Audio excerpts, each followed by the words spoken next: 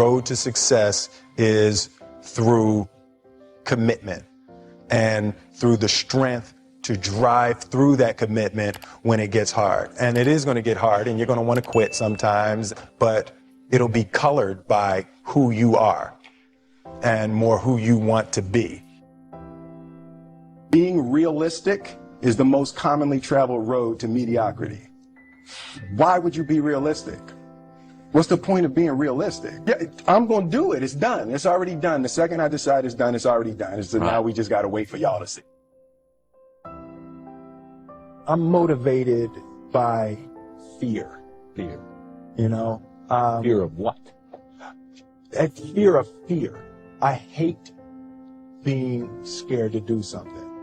And I think what developed in my early days was the attitude that I started attacking things that I was scared of.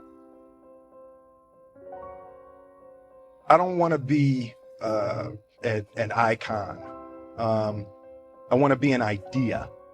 You know, I want to represent an idea. I want to represent possibilities. I want to represent magic, right? That you're in a universe and 2 + 2 = 4. 2 + 2 only equals 4 if you accept that 2 + 2 = 4.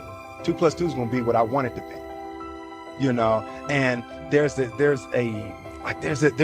redemptive power that making a choice has, you know, rather than feeling like you're at effect to all the things that are happening. Make a choice. Like, you just decide what it's going to be, who you're going to be, how you're going to do it. Just decide. And then from that point, the universe is going to get out your way. It's like, it's water. It wants to move and go around stuff, you know. So for me, I want to represent possibilities. I want to represent the idea that you really can make what you want. And, you know, if you're going to be here, then there's a necessity to make a difference. I feel very strongly that we are who we choose to be. As a child, my parents always told me, you could be whatever you want to be. You could do whatever you want to do.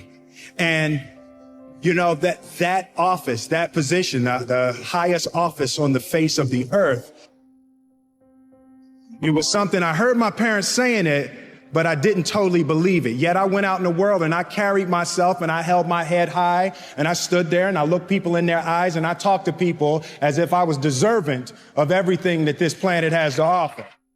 This one year, my father had his shop and he decided for whatever reason that he wanted a new wall on the front of his shop. So he tore down probably about 16 feet high and probably about 30 feet long. He just completely tore the wall down, and my brother and I had to dig a 6-foot hole. We would mix in the concrete by hand.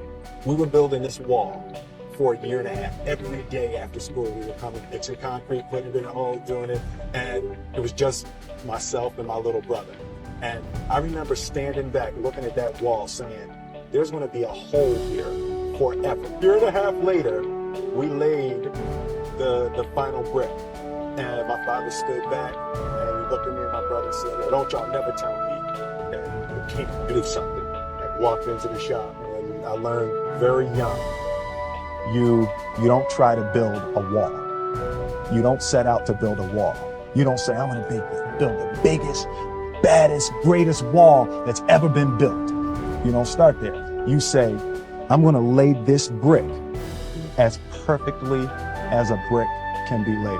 There will not be one brick on the face of the earth that's going to be laid better than this brick that I'm going to lay in this next 10 minutes. And you do that every single day. Soon you have a wall. And I think psychologically, the advantage that gives me over a lot of people that I have been in competition with in different situations is it's difficult to take the first step when you look how big the task is never huge to me. We didn't grow up with the sense that where we were was where we were going to be. You know, we grew up with the sense that where we were almost didn't matter because We were becoming something greater.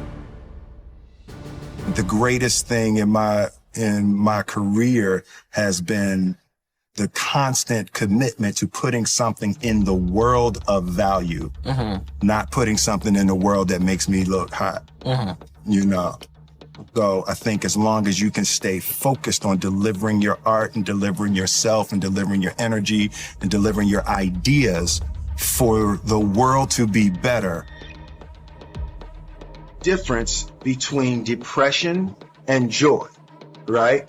And I think it's purpose, right?